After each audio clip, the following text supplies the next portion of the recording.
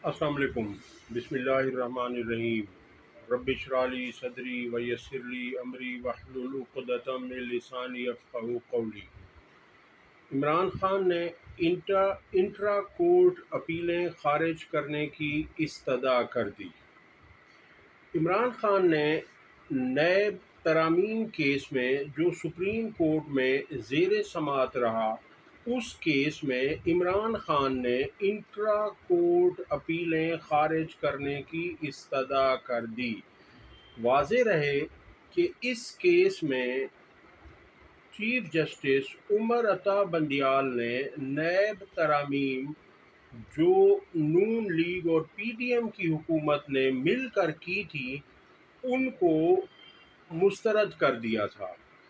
और फिर पीडीएम ने या नून लीग और पीपल्स पार्टी ने मिलकर, यानी उन जमातों ने जो पाकिस्तान में लूट मार करती हैं और करती चली आ रही हैं 40-50 सालों से, उन्होंने फिर उस फैसले के ख़िलाफ़ अपील की कि ये जो इंट्रा कोर्ट में अपील की कि जो नैब की तरामीम को कलअदम करार दिया गया है वो हमारे हक़ में किया जाए। उस पर इमरान खान साहब ने अपना जवाब जमा करवाया है, तहरीरी जवाब जमा करवाया, और उसमें इमरान खान ने इंट्रा कोर्ट अपीलें खारिज करने की इस्तदा कर दी। इमरान खान ने कहा है कि किसी की करप्शन बचाने के लिए कवानीन में तरामीम किसी बनाना रिपब्लिक में भी नहीं होती। करप्शन मईशत के लिए तबाहकुन और मनफी असरात मुरतब करती है।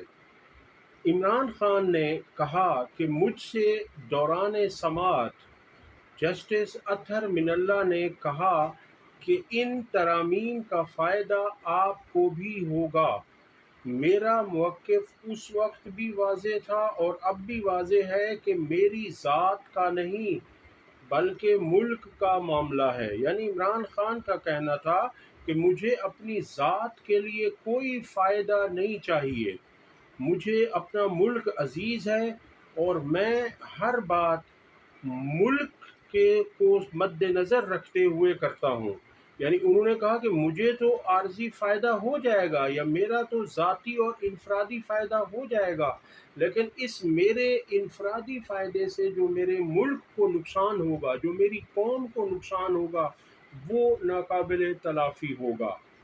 बानी पीटीआई ने कहा कि पार्लियामेंट को कानून साजी आइन के मुताबिक करनी चाहिए। नैब इख्तियार का गलत इस्तेमाल करता है, यानी अगर नैब अपने इख्तियारात को गलत इस्तेमाल करता है तो तरामीम सिर्फ उस हद तक होनी चाहिए कि नैब को रोका जाए कि वो अपने इख्तियारात का इस्तेमाल गलत ना करे। उनका मज़ीद कहना था कि इख्तियारात का गलत इस्तेमाल करने की मिसाल मेरे ख़िलाफ़ नैब का तोशा खाना केस है। इमरान खान ने कहा कि नैब ने मुझ पर केस बनाने के लिए 1 करोड़ 80 लाख का नेकलेस, यानी 1 करोड़ 80 लाख का जो हार था वो 3 अरब 18 करोड़ रुपए का बताया। देखिए कितनी बड़ी बददियानती और बेईमानी की है नैब ने। माजी के फैसले मद्देनज़र रखते हुए चीफ जस्टिस काजी फ़ायज़ ईसा मेरे केसेस पर समाअत ना करें। इंसाफ के तकाज़े पूरे करने के लिए चीफ जस्टिस काजी फ़ायज़ ईसा मेरे केसेस पर समाअत ना करें। इमरान खान ने अपने इस तहरीरी जवाब में चीफ जस्टिस काजी फ़ायज़ ईसा पर मुकम्मल अदम इत्मीनान का इजहार भी कर दिया। इमरान खान ने कहा कि माजी में करप्शन करने वालों ने कवानीन और पार्लियामेंट को अपनी ढाल के तौर पर इस्तेमाल किया। करप्शन को बचाने के लिए की गई तरामीम अवाम का कानून पर से एतबार उठा देती हैं। कवानीन का मकसद किसी फ़र्द वाहिद के लिए नहीं बल्कि अवाम के लिए होना चाहिए। सुप्रीम कोर्ट को हक़ाइक़ के मुताबिक हक़ाइक़ के सामने आंखें बंद नहीं करनी चाहिए اور حقائق کے مطابق سپریم کورٹ کو فیصلہ کرنا چاہیے۔ خبر آپ کے سامنے رکھتے ہیں کہ جبری گمشدگی کا کیس جسٹس میاں گل حسن اورنگزیب نے سماعت کیا، اور اس میں انہوں نے کہا کہ جبری گمشدگی کا مطلب ہی یہی ہے کہ فورسز نے بندے کو اٹھایا ہے۔ اسلام آباد ہائی کورٹ کے جسٹس میاں گل حسن اورنگزیب نے 20 سال سے لاپتہ شہری عتیق الرحمان کی بازیابی کی درخواست پر سماعت کی۔ عدالتی حکم کے باوجود اٹارنی جنرل پیش نہ ہو سکے، تاہم additional attorney general, deputy attorney general اور لاپتہ افراد بازیابی کمیشن کے رجسٹرار پیش ہوئے۔ جسٹس گل حسن اورنگزیب نے ریمارکس دیے کہ جبری گمشدگی کا مطلب ہی یہی ہے کہ آرمڈ فورسز یعنی مسلح افواج نے بندے کو اٹھایا ہے۔ اگر میں فیصلہ بھی دے دیتا ہوں تو اس سے کیا فرق پڑے گا؟ آپ سوچ نہیں سکتے ہم کتنے بے چین ہیں، ہم کتنے بے بس ہیں۔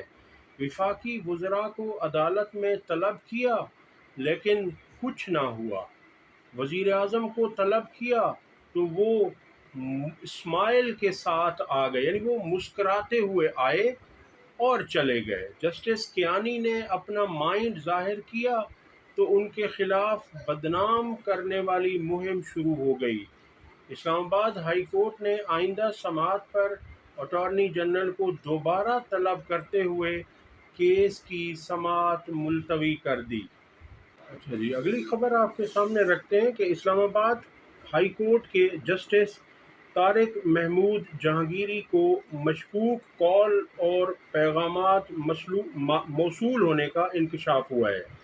عدالتی ذرائع کے مطابق ہائی کورٹ آفس کے نمبر پر مشکوک کال کرنے والے شخص نے خود کو بطور ڈی جی ایف آئی اے متعارف کرایا، تاہم تحقیقات کے بعد پتہ چلا کہ ڈی جی ایف آئی اے نے کوئی کال نہیں کی۔ مشکوک کال کرنے والا ڈائریکٹ جسٹس طارق محمود جہانگیری سے بات کرنا چاہ رہا تھا۔ عدالتی ذرائع کے مطابق مشکوک کال 2 روز قبل اسلام آباد ہائی کورٹ کے جسٹس طارق محمود جہانگیری کے آفس میں موصول ہوئی۔ مشکوک نمبر سے جسٹس طارق محمود جہانگیری کے موبائل نمبر پر میسیجز بھی کیے گئے۔ جسٹس طارق محمود جہانگیری نے رجسٹرار کو طلب کر لیا اور انہیں ہدایت کی کہ موبائل نمبر کے حوالے سے ایف آئی اے کو فوری رپورٹ کیا جائے۔